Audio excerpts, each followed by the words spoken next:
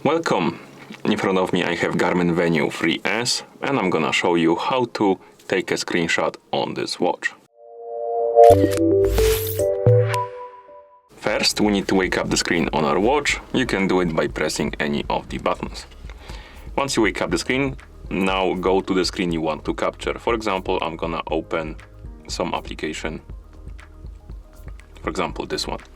Once you go to the screen you want to capture, to take a screenshot, press and hold the action button and the back button together and keep holding them until you see screenshot is saved message on the screen. And basically that's how you take a screenshot. If you want to access the screenshot, you will need to plug your watch to the computer with the USB cable provided with your watch. You can plug the one end here and the second end to the computer, and then you can open the folder of the watch and go to this location, Garmin/screenshot.